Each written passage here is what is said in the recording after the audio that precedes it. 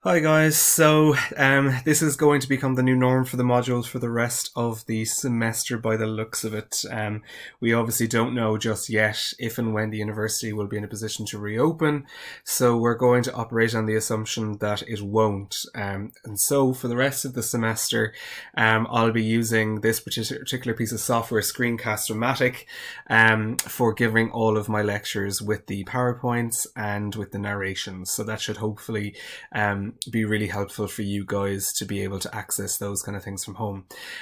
So as you all will remember as well, before study week, you will have seen a message on Moodle confirming that I'll be taking over the rest of the GN328A Introduction to German Linguistics module from Martina for the rest of the semester. So I know for this particular week, week 7, you guys had planned to do the CA assessment. Obviously, given that things have changed quite drastically, I'm now having to try and redevise how exactly we're going to do the CA. Okay, so for this week, what I'm going to do with you is I'm going to go through some of the old CA papers here. So we're going to look at 2 of them, just to give you guys a sense of the types of questions that are normally asked in the CA, and kind of what's to be expected in terms of the answers. And then next week, you guys will sit the CA. So I'm planning to have that up online and ready to go for next Tuesday's class. Okay, so you should expect to be doing the CA next Tuesday. What I'm going to do as well, in order to make things as accessible as possible, I'll be opening the CA online, so it'll be delivered via Moodle. Okay, so it'll be delivered via Moodle online, and I'm going to make it available for 3 hours. Even though the exam is normally 1 hour, I want to make sure that you guys don't have any connectivity issues, and if you do, that you'll be able to make alternative arrangements within the 3 hour period to try and get the CA done and dusted. Okay, so the CA will take place next Tuesday. It'll go live in the morning at approximately 11 a.m. And you guys will have until 2 p.m. in the afternoon to complete it. Okay, so in the meantime, if you have any questions or worries about that, just send me an email and we can talk about it. We're obviously all learning a little bit by doing in this entire context, because we don't really know what's going on and that sort of thing, so we can only do our best. Following on from that, the module normally has a final exam, but I've decided that given the circumstances we find ourselves in, and how difficult it will be to deliver these types of exams, most likely, again, we don't know if the university will be open again for the written exams, but I'm operating on the assumption that it won't, and therefore I've changed the assessment from this module from a final exam to a essay based. Okay, so you guys will be getting the essay topics hopefully by the end of next week to start working on them, and that then should be submitted as normal through Turnitin on Moodle, and that will comprise the 70% final assessment for the module.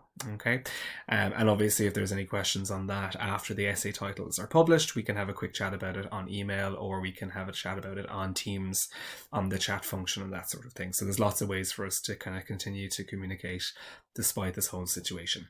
Okay, so just for this week, let's look at 2 CA tests, just to give you guys an idea of the types of questions that are asked in this particular module.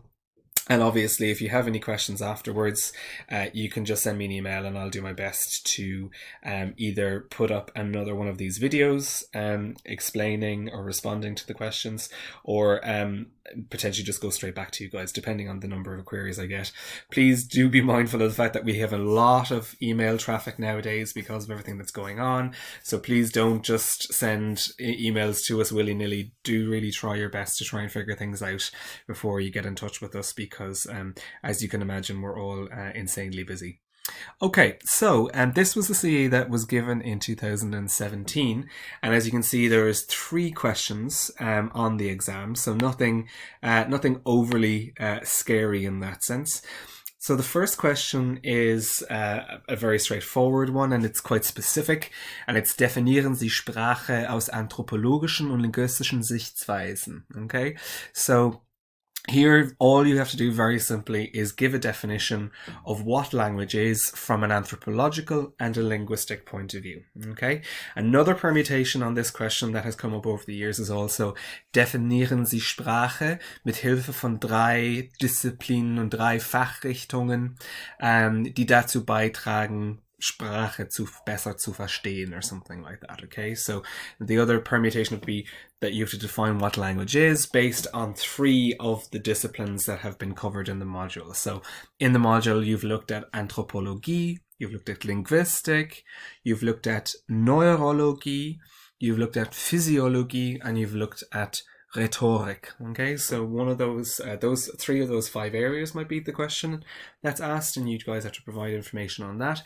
Or it could be, as this question here indicates, defining it just from an anthropological and a linguistic point of view. Okay, so when this question is asked in that way, you really just have to give a definition and try and squeeze in as much of the information from the module as possible on what anthropology has contributed to our understanding of what language is and what linguistics has done in terms of our understanding of language. Okay, so second question then here, as we can see, is Charles Sanders Peirce hat 3 Zeichentypen theoretisch vorgeschlagen.